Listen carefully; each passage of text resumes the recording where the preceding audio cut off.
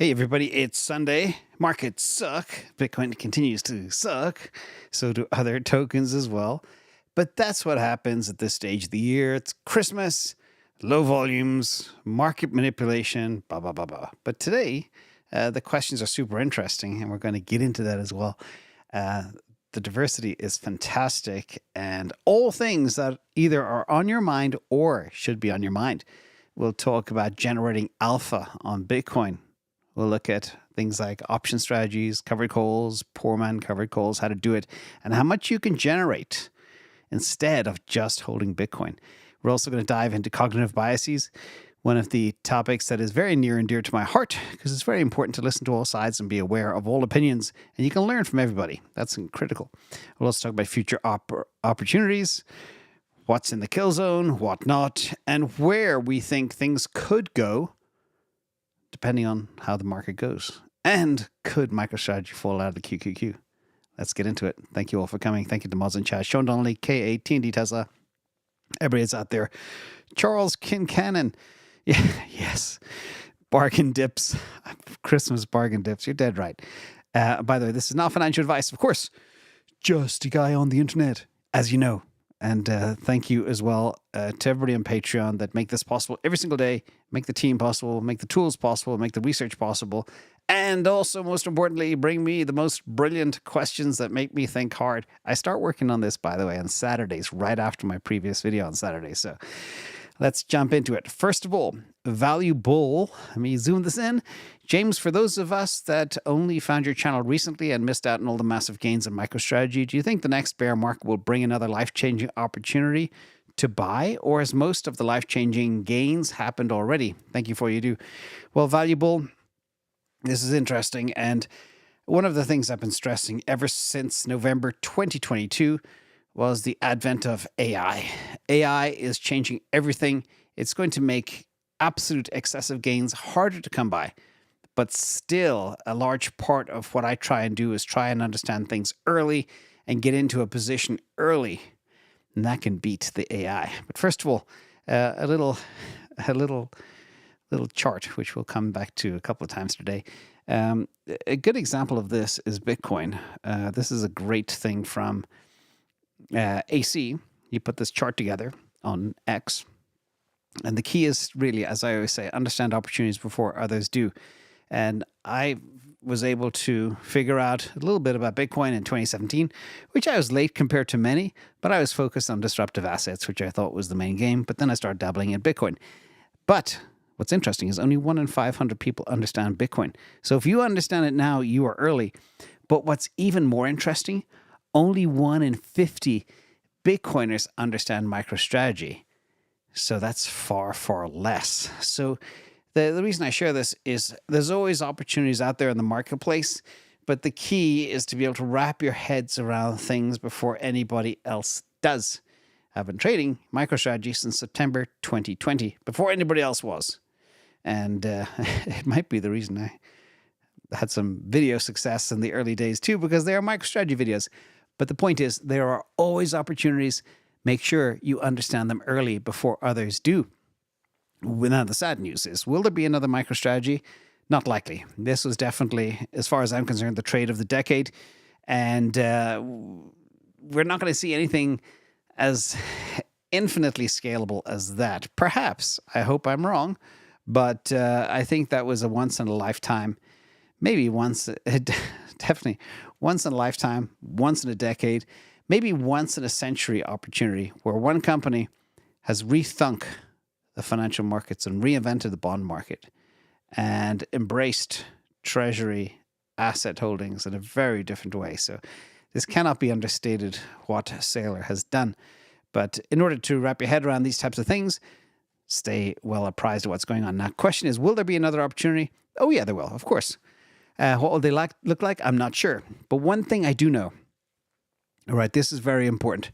The world will be very different in 3 to 4 years, so you need to position yourself for that. We'll talk about some of the positioning that can happen and why it's so important as well, because everything is changing at the speed of light.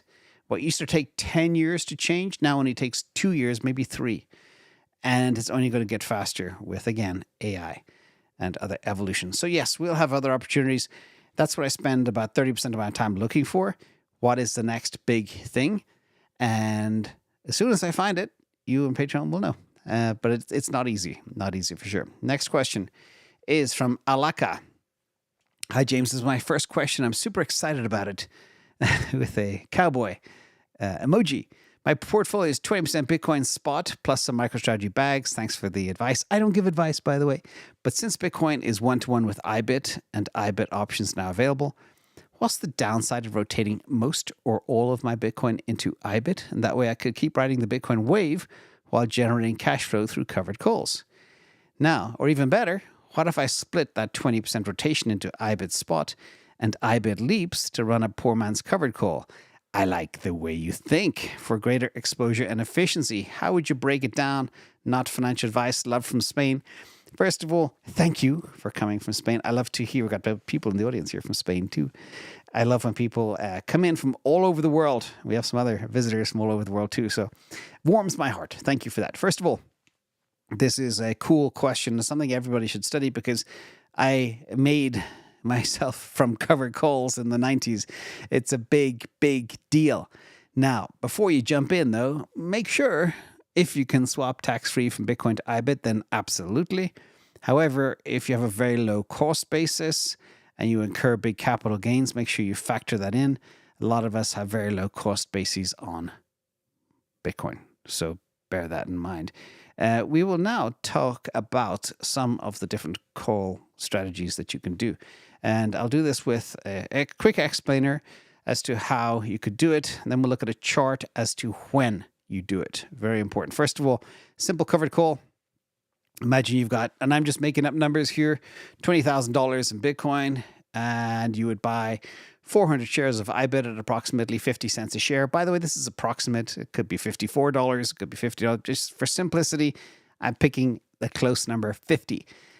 20 grand, 400 shares. Each call option makes up 100 shares, so you could sell 4 covered calls. And let's say IBIT's trading at $50, and you decide to sell the calls with a $55 strike. Often you'll get at least $2 premium for a month on this.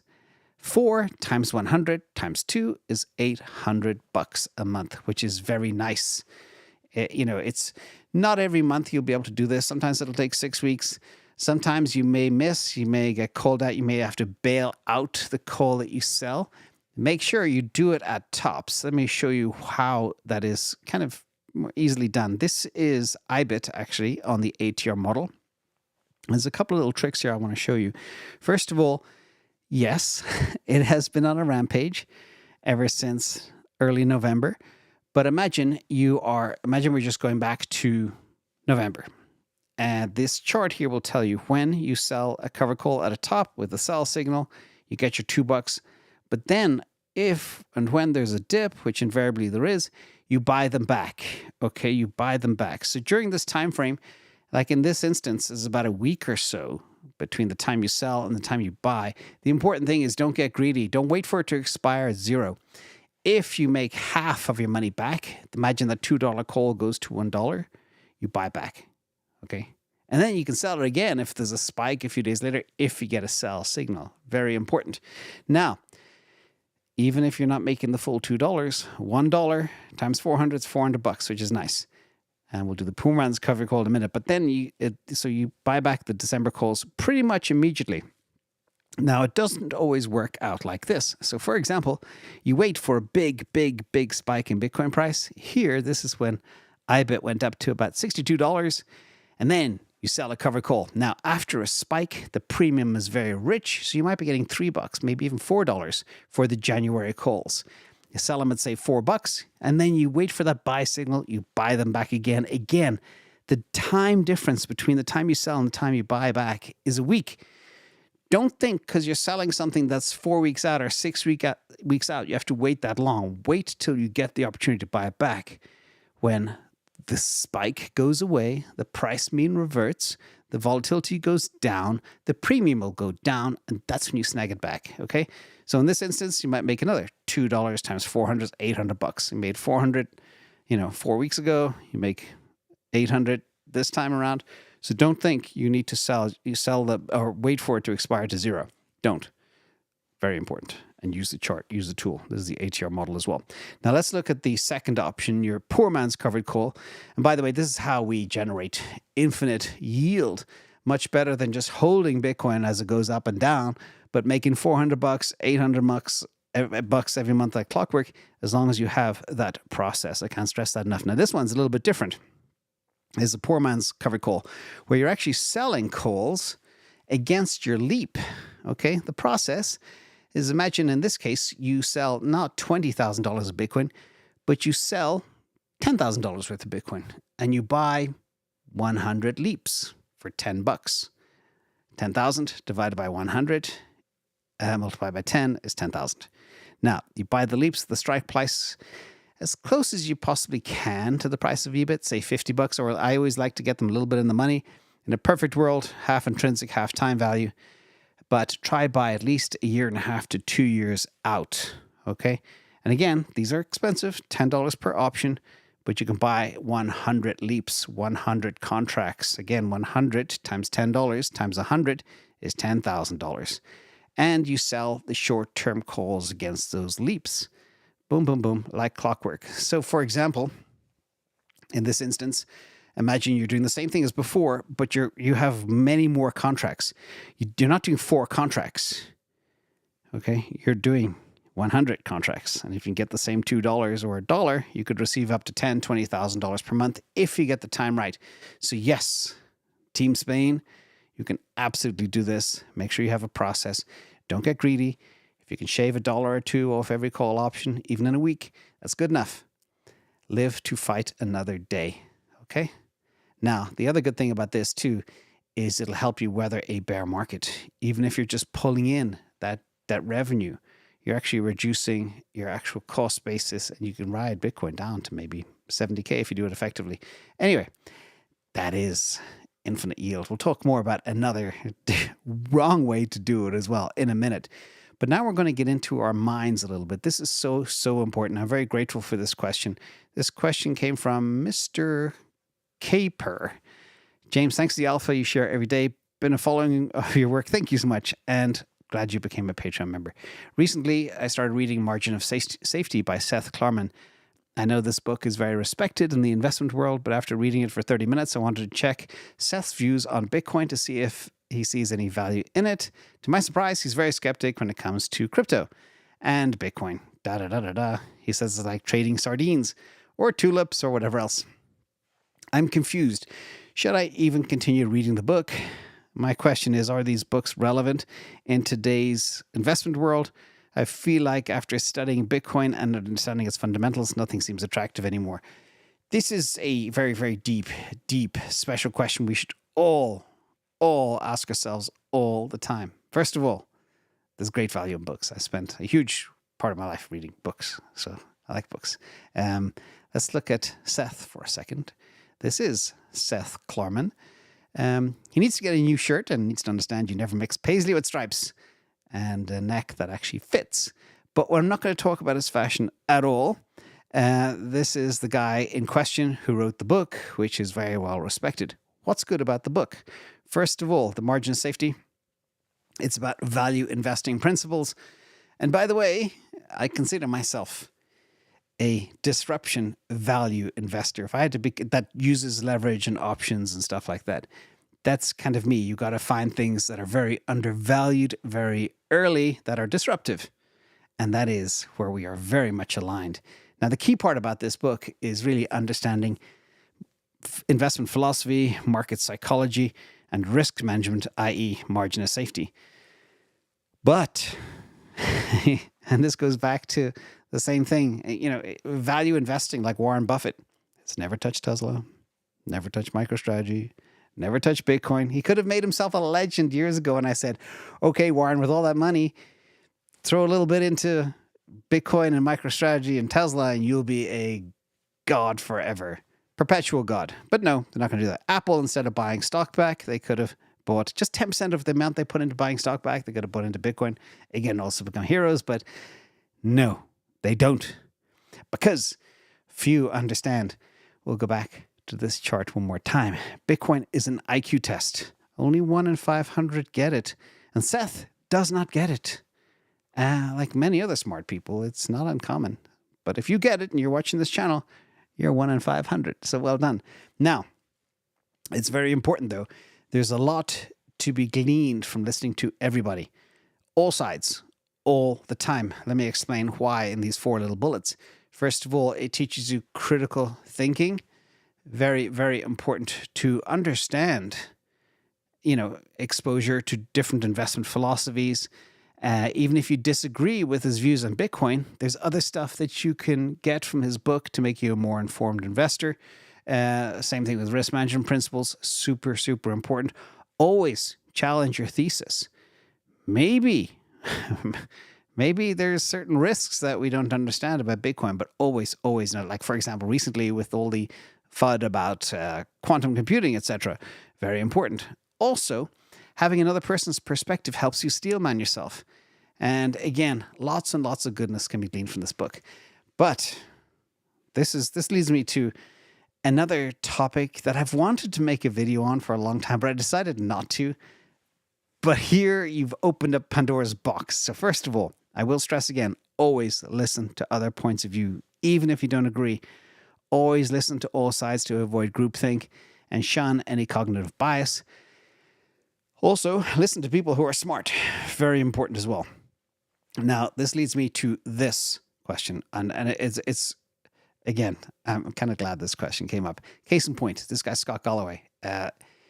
He is one of the very few people I listened to for a long time. Fascinating guy.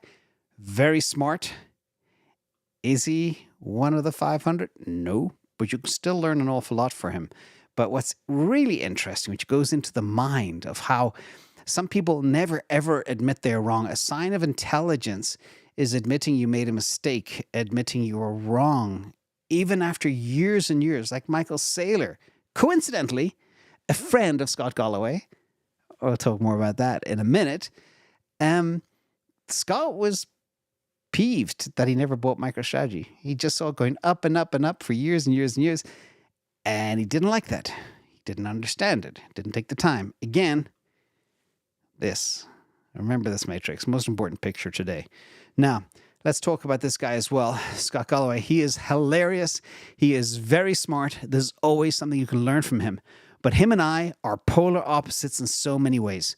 For example, as I mentioned, he's friends with Saylor, never bought MicroStrategy and regrets that. He's also very anti-Elon. He does nothing but criticize Elon and Tesla all the time. He describes Musk's behavior as reckless. He's concerned about the economic power in Musk's hands and his influence across many industries. If he had his way, he'd break everything apart and shut him down and tax him to death, possibly.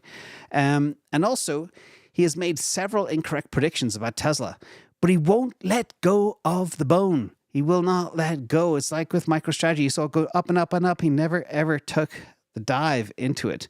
And this might be because of bias or a personal vendetta, and it takes me to the cognitive bias element. He focuses on the negative aspects of Musk's actions and ignores all the positive. And this creates a whole halo effect, a reverse halo effect. And there's public feuds, derogatory exchanges, Point is, whenever he talks about Tesla or FSD or anything, I just roll my eyes back into my skull and I kind of ignore that. But the rest of the stuff he talks about, you can listen to and you can learn from. Okay? So again, listen to everybody's perspective, but make sure they're smart. And Scott is very smart. But he's got blind spots. Harness your blind spots. Understand what you have. That's why we spent over a year, nearly 2 years, building the personality profiler, which is, the link will be here afterwards. It's free. Find out who you are. Find out what your weakness is from 8 questions. That's it. Took us years to do. And then when you know your weakness, you address that weakness. I learned this from Ray Dalio decades ago, by the way. So shout out to Ray. Again, another smart guy. that can also sometimes have blind spots. Find out early what your blind spots are, address them, be aware of them. Do not let them control you, because you will miss out on opportunities like Tesla and MicroStrategy because of those blind spots. Okay? Very important. So thank you for that question. It's deep and it's so, so, so important. I was fortunate to figure that out when I was very young. that the mind is powerful and I had to learn to control it. And when I was 21 years of age, I couldn't. Now in my 50s, I can. Yay, there you go. Next question, a kind of double barrel question. This is a cool mathematical challenge, which I love. How likely, from JJFSD bot. I like that. How likely is MicroStrategy to be removed from QQQ June next year, as it's more of a financial company given its treasury strategy? And how visible is it for people down under to buy multiple cybercabs when available in the United States to run business here in Australia rather than physically in the US? I think, let me just tackle the cybercab thing real fast. It's going to go global real quick. It's going to start probably in Austin, Texas, maybe a rollout in Beijing, Shanghai, somewhere like that. And then, who knows, Australia. The thing is, the technology stack is designed to run anywhere. Anywhere. They've already been gathering data on Chinese road methods, etc. So when Australia, I don't know, would it make sense to buy a fleet of cybercabs? Yeah, if you want to hustle, you got to, management will be a little tricky. You got to keep them clean. Maintenance will be nothing as long as people don't crash into them or vandalize them. Then you're going to be good to go. And they're very cheap to repair and fix as well. So that's a yes on that. But let's get into the second part of this question. Can MicroStrategy be removed from the QQQ? What would it take? We're perpetual bid for Bitcoin and MicroStrategy be now to QQQ. Do you believe that? What will happen the next bear? Pretend the next cycle low is 70K. I believe it's possible 70K is the new low, by the way. Or whatever you think is appropriate, maybe 50K in a really bad economic situation, who knows? But how do we reverse engineer the price of MicroStrategy to be removed from the QQQ if it falls enough so we can fill our bags in anticipation of next bull run, which ties into the previous questions too. Love it. So first of all, there's like a whole bunch of questions in here in one, but I'll tackle them all. First of all, QQQ. It's not just technology. You can see at the very bottom here, some of it's real estate. 0.56% is financial services, 0.6% is energy, utilities, basic materials, etc. There will always be a technology element to what MicroStrategy is doing, and Bitcoin is code, so it's also technology, and you could argue it's actually a fintech play, okay? Because they're using technology to issue things like shares, to buy Bitcoin and technology. They're also issuing bonds, which is kind of a fintech play on growing their Bitcoin bag. So I'm not concerned about the categorization because there are many categorizations. Let's put that aside first. And by the way, it's only a matter of time before they get added to the S&P 500. And QQQ wants alpha. They want faster horses in their top 100 stable. They'd be reticent to get their fastest horse out. They make money by people investing in the index, the QQQ. And the faster it goes, the more popular it'll be. So remember that too. Understand the motivation, and then you'll understand the plan. Next, the bottom holdings have about between 0.11% and 0.09%. So taking an average of these plays, like say MongoDB and ARM holdings, we'll call it 0.1%.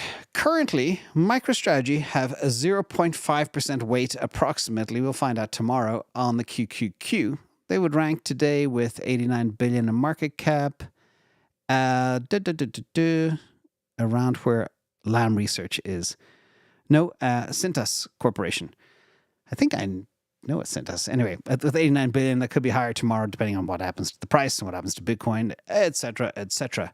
So the question is, for this to be at a threat of being kicked out, i.e. to go to 0.1%, my rough calculation, a couple of things need to happen. All right. First of all, the total market cap of QQQ is 204 billion. Could be higher tomorrow. We'll see. 0.5% allocation. Therefore, we need an 80% Bitcoin drawdown, and we need NAV premium for MicroStrategy to go to 1. Let me explain what that looks like exactly here in this chart.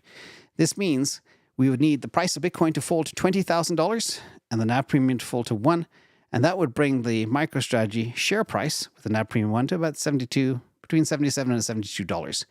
If that were to happen. Is Bitcoin going to get an 80% haircut? The answer is no way in hell. Unless, of course, it's going to 0. Again, floor somewhere between 70K plus or minus, depending on the actual situation. Could fall as low as 50, but getting to 20, not going to happen again. Not at all. So that's not a risk of them being pulled out.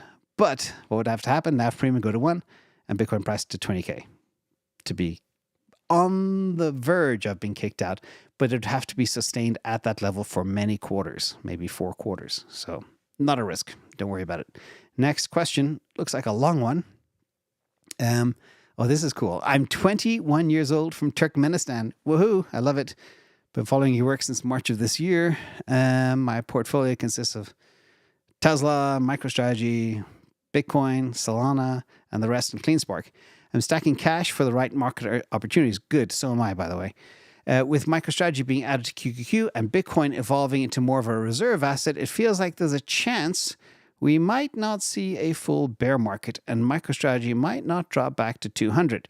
If you were in my position, would you wait for Tesla to potentially dip to 300, even if the chances seem slim, or focus on waiting for a possible dip in MicroStrategy? Between the two, which you think is the fastest mover, fastest horse? Let's get into it. Shout out Turkmenistan. First question from Turkmenistan. Love that. MicroStrategy versus Tesla. My 2 biggest positions. So I spent a lot of time looking at them. Of course, you could argue they're both proxies of Bitcoin, but Tesla isn't really. MicroStrategy definitely is. So first, I do believe short-term MicroStrategy should be doing better, but we face the ATM buzzsaw on strength. What I mean by that, and people get so frustrated, it's like, okay, share price goes up, Bitcoin spikes, they sell shares, they buy Bitcoin. Boom. That's what happens, okay? Time and time again, the last 7 weeks, that's what's happened. And that sell pressure is keeping the price down. But we do have a little bit of a bogey card, and that is QQQ happening, which will bring in buy pressure, which is good. Also, medium term, long term, I believe Tesla should do better in 2026 than MicroStrategy and Bitcoin. However, this is what we're going to examine today. If Bitcoin goes parabolic with supply crunch, all bets are off. The MicroStrategy buzzsaw will also quieten down, I believe, in 2025 as they flip to convertible bonds. They have the 21-21 strategy. They're almost done with the 21 on the ATM. 21 is left for the convertibles. But let's look at some numbers. If Bitcoin goes parabolic. Now, your definition of parabolic is up to you. Again, I use my handy-dandy 4-year-old model for this. This is what happens if the NAV premium stays like it is today at 2.0, which is the lowest it's been all year. And Bitcoin price goes to 150K. That would take the price of MicroStrategy to $811. We'll break it down in terms of ROI in a minute compared to Tesla. If we go to 170K, $919. And if we go to 200 grand, $1,081. Remember, if Bitcoin does go on a rampage, if we do get a banana zone and we spike, MicroStrategy will spike a lot more because of gamma squeezes and short squeezes and that type of stuff too. So bear that in mind. That means the NAV premium will go a lot higher than 2. So let's compare. If Bitcoin goes parabolic, what will MicroStrategy do? We have those numbers. 150K goes to $811. 170K goes to $919. 200K goes to $1,100. Pretty impressive.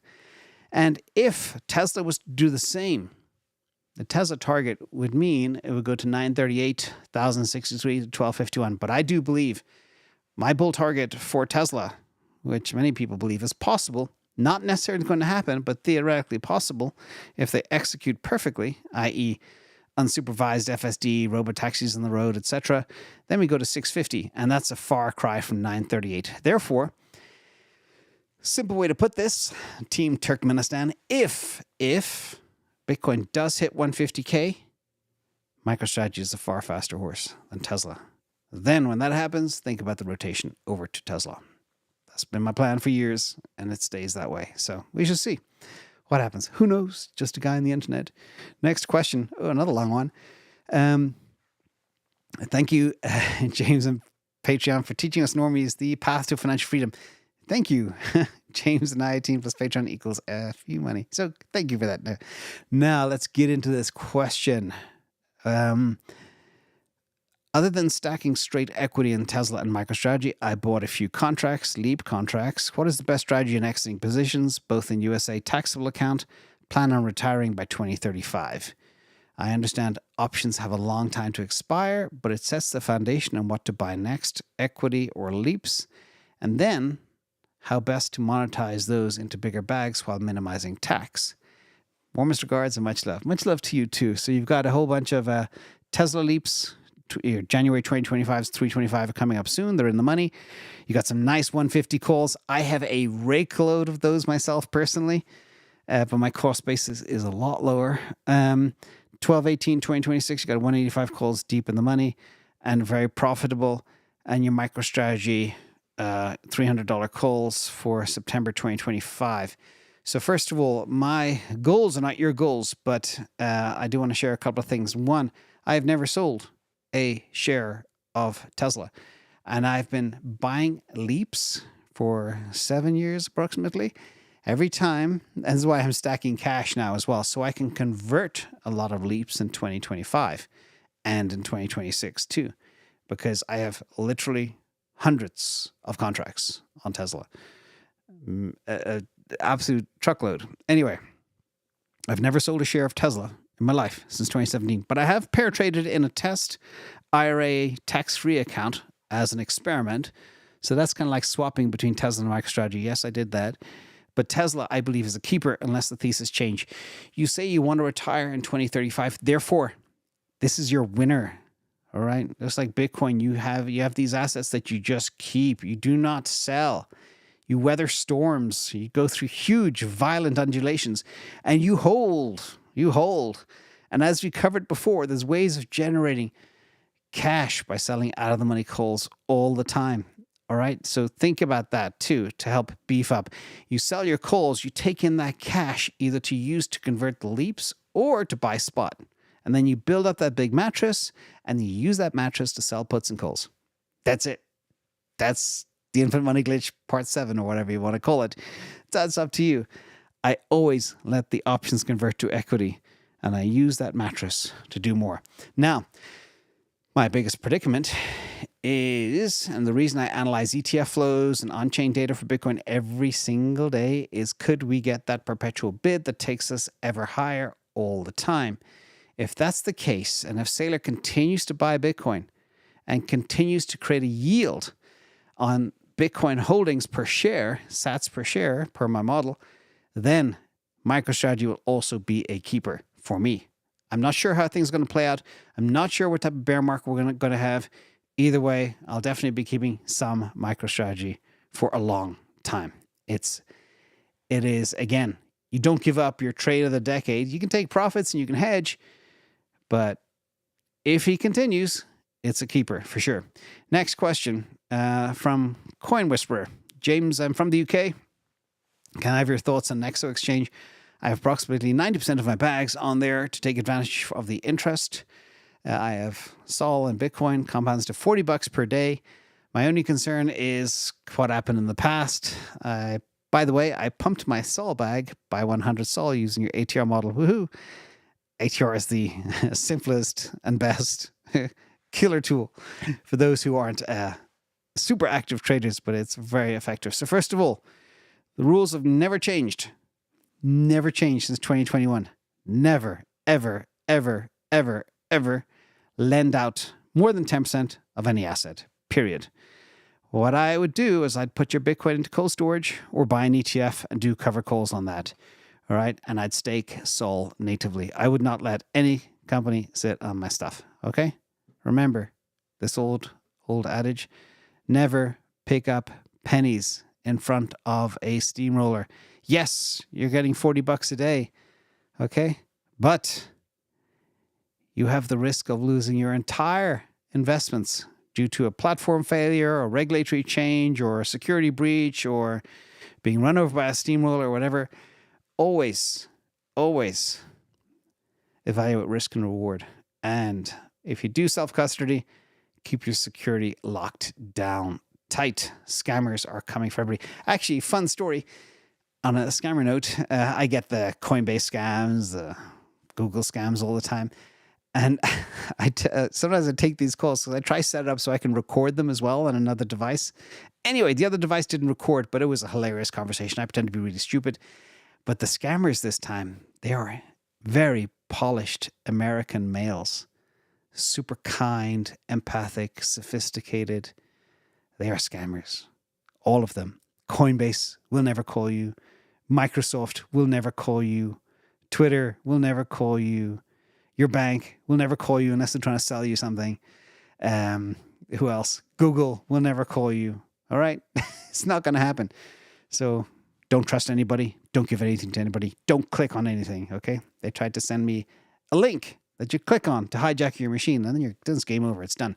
That's the other reason why you've got different machines for different things. So even if they do hijack your machine, make sure you run a machine you don't use for any type of transaction. Sorry for that little interlude, brought to you by Scam Prevention. Only kidding. That's just me. Anyway, I'll never have a paid promotion here. Let's go crypto. Could you please comment on Jupe's price action? I have a sizable bag, and I'm considering selling most of it. Probably because you're probably getting a little impatient with the price action. And Bitcoin just took a dump to 94.3, and it's heading back up to 95,000 as we speak. That's what happens. Market makers are hunting liquidity, the name of the game. But I'd hate to sell right before it pops, but I'm starting to lose hope. So a couple of things you can see from this is you're getting impatient, you're getting frustrated, you're watching Dino coins pump. I get that. But sometimes don't try to be too cute. Stick to your thesis, stick to your assets, wait for the right time to exit. This is probably not the right time. All the data on Jupiter is it's going from strength to strength. And trust me, I know I spent a lot of fees on Jupiter, a lot. But volume, swaps, fees, users, you name any metric, it's going bonkers. Let's once again bring in the simple ATR model, which is easiest to explain stuff. Let's look at Jupiter on the ATR model so far this year. It is real close to the kill zone, which is, let me pull up Jupiter price as we speak. Jupiter, where are you? Jupiter is at 80 cents. It just fell to 79 cents. The kill zone from this is about 73, 74 cents. And the crazy thing, if you look at this chart, it's coming into layer 2 in a bull run. Remember, it was as high as level 6, which was nearly $1.85, $1.90, and it's come down. But if you look here, ever since June, it's hit this same level 6 times. Boom, boom, boom, boom, boom, boom, and bounced like clockwork. So selling here tells me you would be selling at the bottom. Is it going back to $1.20, $1.40? The answer is yes. That's nearly a doubling from here. I would say, not financial advice, hold. It's this Solana's down, the Sol ecosystem is down. Some Sol tokens, Sol alts are doing okay. But remember, it's been pulled into this terrible FUD storm and downdraft, and Dino coins are pumping. And it's just the nature of the beast. Not all things pump at the same time. In fact, a lot of things are kind of weak right now. But that's this period. We have just entered a magnificent September, an absolute crazy October, and Moonvember, the second best Moonvember for Bitcoin ever in 15 years. Okay? Everything mean reverts. Everything takes a breather. We are taking a breather right now as we approach Christmas. Everybody's doing Christmas parties and traveling, and that's where we are. Perfect time for the market makers to go hunting on liquidity, and that's what they're doing as we speak. Great question. Next question. Andrew 4. Being a father of 2 young adult girls who had no luck in getting them interested in finance, they fear and can't stomach risk, and the overall subject is of no appeal to them. And without you saying you want more women joining the channel, I was wondering what you would do to get them interested. Would you suggest I do? Is there a book you'd recommend? Thank you, and the team behind you. Thank you so much. I think about this all the time, and I try and get inside the heads of people to help them find where they need to go. So change has to come from within. The decision has to come from the inside. But how can you maybe incentivize that? Well, there's a couple of things you can do. And I'll give you an example of what I did actually with a similar but younger level of girls. So focus on real life applications. Like imagine, what do they want to do? Do they want to travel? Do they want to buy a house? Do they want to buy a place on the beach? A camper van, a sports car, whatever. Find out what their passion is, and then create relatable examples. Connect the financial dots, as it were, to what their end game may be. And this will help you get their attention. And discuss how small investments can get them to their goal. And if they get results from small investments, odds are they won't even sell. I'll explain that in a second too.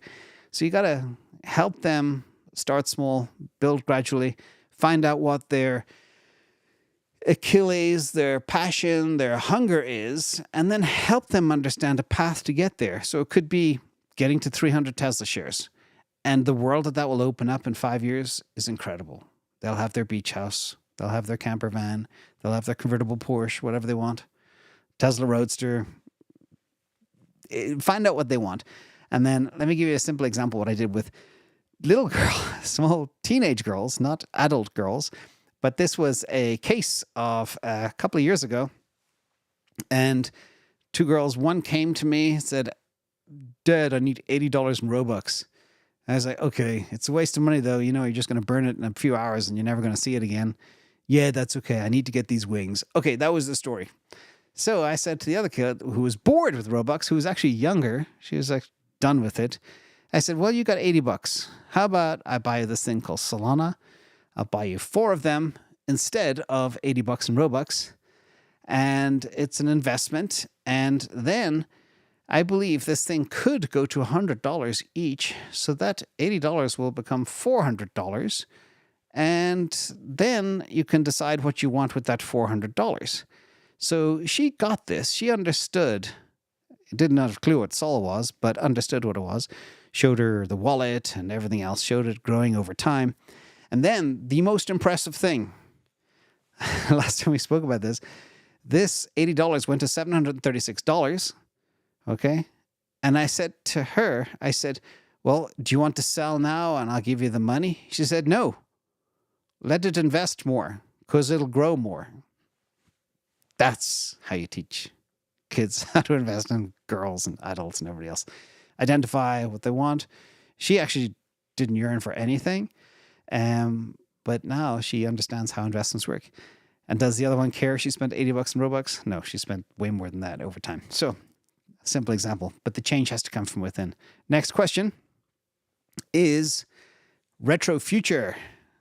Thank you for the question. First one yet so far.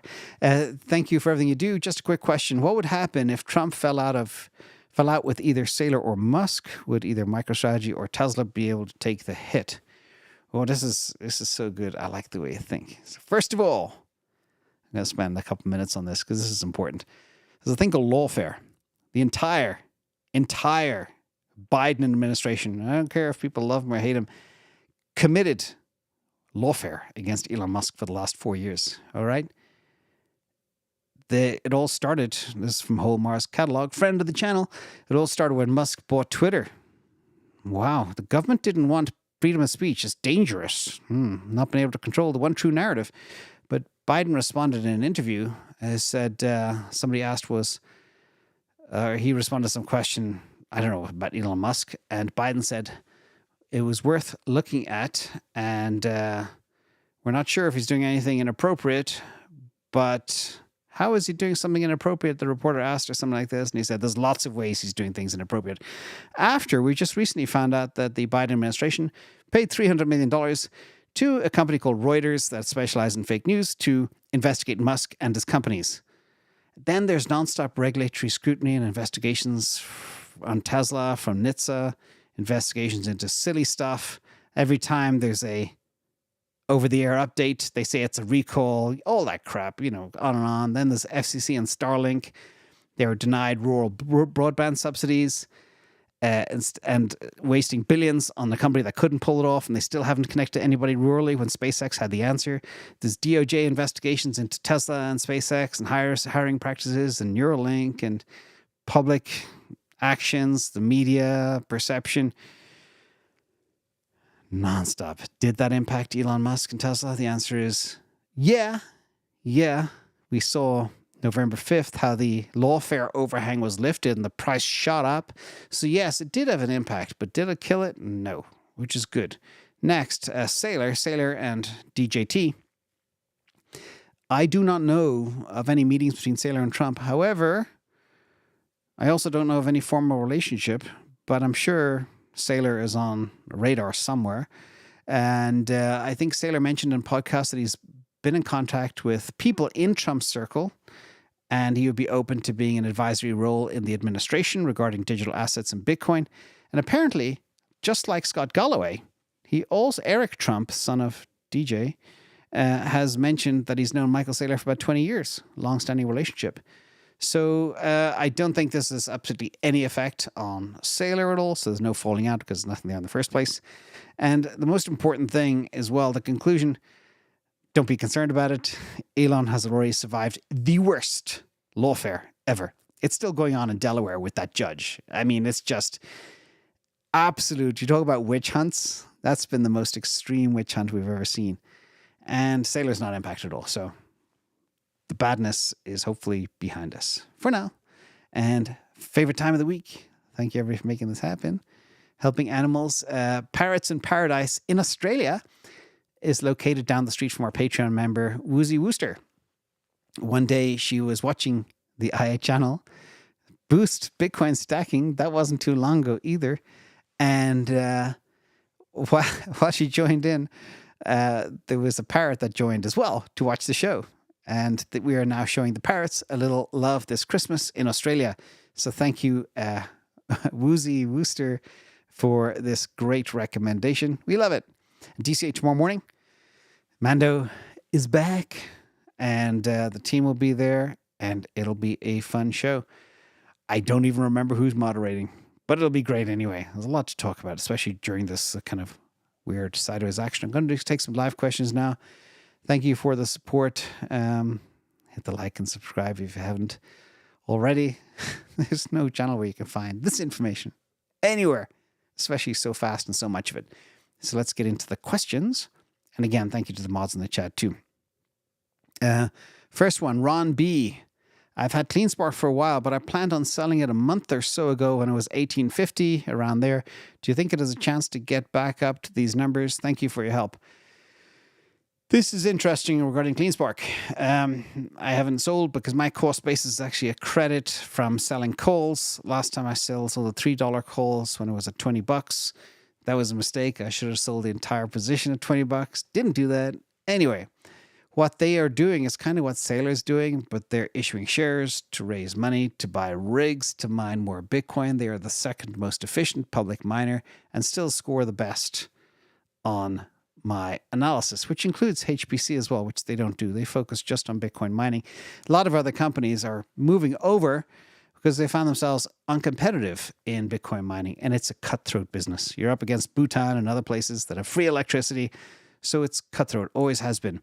Now, there is a change. They did an ATM, I think $500 million, if I'm not mistaken, and they're actually using that. This is the bizarre thing. From what I understand, they're using that to buy shares back. So they've been issuing shares like mad for the last 2 years. Now they're going to be issuing debt to buy the shares back because they have apparently enough money for their projected plans to build hash rate. So that's the good news.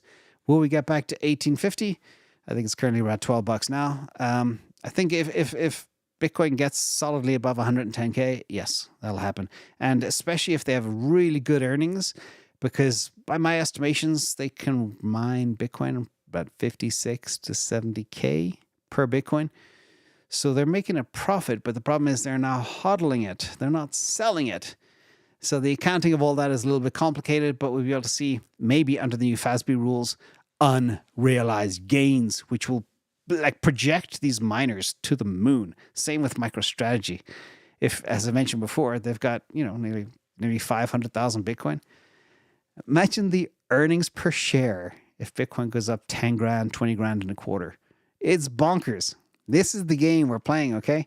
This is when capital markets will get a rude awakening. It's like, huh? How come these companies make so much money? Crazy. Anyway, Charles King Cannon, Ron B, I hope that answers your question. I'm holding CleanSpark. But remember, never more than 5% in Bitcoin miners. Ever. Said that from day one, too. These are rules that are in place for a reason. You need your risk management rules to protect yourself. Charles Kincannon, best bargains on dip. Merry Christmas. I am hoarding cash, but I did buy a little Solana and a little MicroStrategy last week. So or the week before MicroStrategy. I can't remember. It's all a blur. But they're the things that I am buying on dips. Soul Strider. Oh, I bought Zeus as well. Yeah, those three things. Soul Strider, I took profit out of the market for the first time in 4 years since I started, right when MicroStrategy hit 500. Now the market is down, but I'm currently buying my castle with my profits. Couldn't have done it without you. Thank you. Awesome. There is absolutely nothing wrong with de-risking, profit taking, especially when you take profits after the extraordinary gains we've had and you build something like your castle or buy a castle. Nobody can take that away from you, okay? That's so special. You'll always have that. Yeah, there might be a slight opportunity cost if Bitcoin goes to 200 grand or whatever, but don't worry, you'll always have your castle. And everybody needs a castle. Nice work, Soul Strider. Happy feet. We wish you and the team a very happy holiday. All the best. Thank you, Team Canada. Love you guys. I always think of penguins when I hear happy feet. Piper, thank you for what you do. Thank you as well, buddy. You just ask me questions. Don't thank me. Don't need that. Clint, the thirsty sponge. Thank you for all the wisdom throughout this year. Thank you also, everybody, as well. And I'm sorry the market kind of sucks right now. There's just extreme volatility. I'm going to do a quick check-in on where we are with Bitcoin. It's coming back up to 96K. Yes, you just look at the V-shaped chart. They just hunt the liquidity. They went all the way down to 94.3 to steal the 20Xers and the 50Xers bags. And then they go right back up. They're stealing those bags so they can give them to the people that are buying, whoever they are. Saylor, by the way, will be buying tomorrow. Guaranteed. I saw the bat signal. It'll be 7 weeks in a row. Monster buys. Anyway, where was I? Back to thanking people. Thank you as well for the mods in the chat and for your super sticker. Happy holidays, everybody, too. Andy, Martello45, AC1, Silicon Valley Stoic, Dog1, Ed's Gaming, Signal 103, Alex Rogan, Jimmy Neal, and Wolfman Racquetball. Love you guys. And I'll be here every day, too, including Christmas Day, New Year's Day, New Year's Eve. You'll see me one way or the other. Thanks all for coming. Have a good night.